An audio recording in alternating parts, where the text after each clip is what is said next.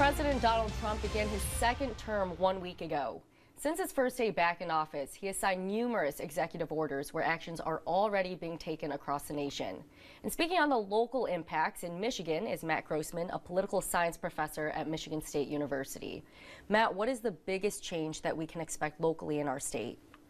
Well, Trump has certainly been active. He had signed only 4 or 5 in the first day of the last time, and he signed quite a few, and they're more ready for implementation. But we still don't know how much they are actually going to affect things on the ground, because those who followed up on the first terms showed that he issued more but didn't have more impact than other presidents because many of them were just ceremonial actions. Right now, I think the biggest thing is stopping all contracts on the Inflation Reduction Act and the infrastructure bill. We don't know if that's going to last, but that would be a lot of projects stopping in Michigan. These are a lot of projects that could be impacting Michigan, like you said. And earlier you were telling me that, hey, even though he issued these executive orders, it doesn't necessarily mean that these will follow through.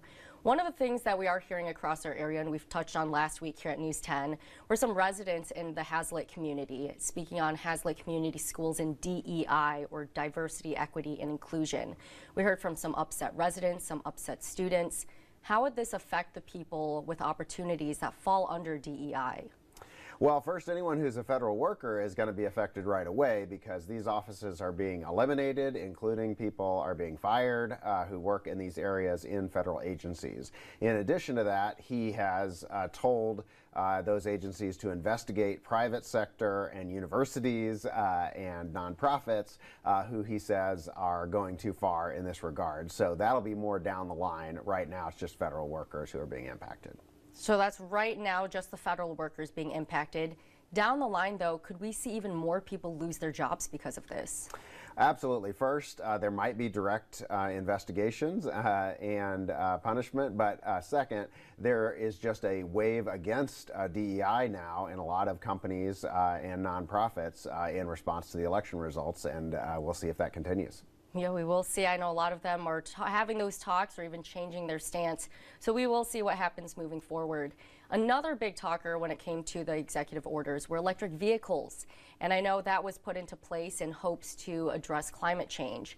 So Michigan, a big automotive industry here, how do you think those jobs and even the people who own electric vehicles will be affected?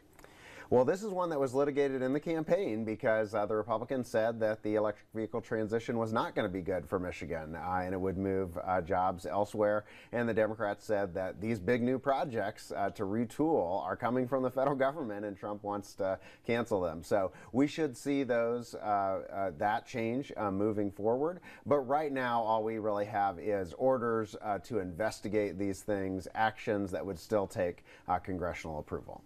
And that's what he's doing, you know, within his first week in office, is creating all these plans and seeing what sticks. Matt, thank you so much for joining us on Mid-Michigan Matters. Thank you.